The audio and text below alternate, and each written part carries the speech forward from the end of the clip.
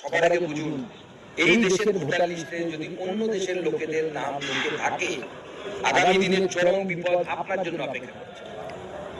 আপনার সাথে বাংলাদেশের দীপু দাসের যা হয়েছিল, আপনার সাথে তাই হবে। মুর্শিদাবাদে হরগোবিন্দ দাস, চন্দন দাসের সাথে যে ঘটনা ঘটেছে, সেই ঘটনা আপনার হুগলির মানুষের সাথে হবে, আপনার সিঙ্গুরের মানুষের সাথে হবে। এটা হতে পারে না। তার এই পশ্চিমবঙ্গ তৈরির একটা উদ্দেশ্য ছিল, তাহলে তো পশ্চিমবঙ্গ তো থাকতোই না। পুরো বঙ্গ যাওয়ার কথা ছিল পাকিস্তানে, পশ্চিমবঙ্গ তৈরি হলো কেন? দরকারই ছিল না। তাহলে এটা তৈরি হয়েছিল হচ্ছে হিন্দু বাঙালির হোমল্যান্ড হিসেবে।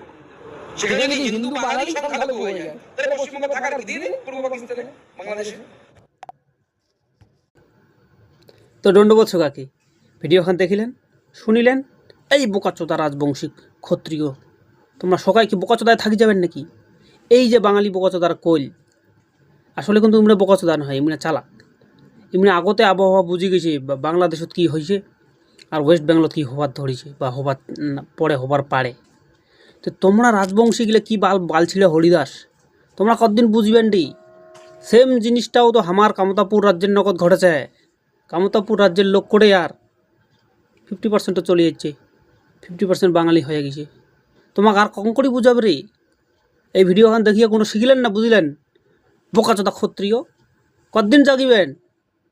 সব বানানি গিলা তাড়াতাড়ি কোমর বান্ধ, কোমর ডিক্ক, এইলা গেটের থেকে খেদাও, খেদে বাড়ি নাকিবে, নাহলে আমার কামতাপুর তো দূরে কথা, লাস্টে কেনা বাড়িটাও খুঁজি পাওয়া যাবেন।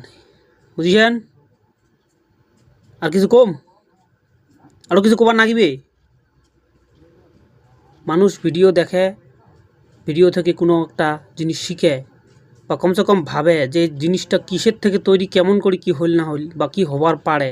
তোমরা কী রে, তোমরা এতদিন থেকে আজ স্বাধীনতা 70 বছর 75 বছর পরে আজিও তোমরা বুঝেন নাই, কতদিন বুঝবেন আর?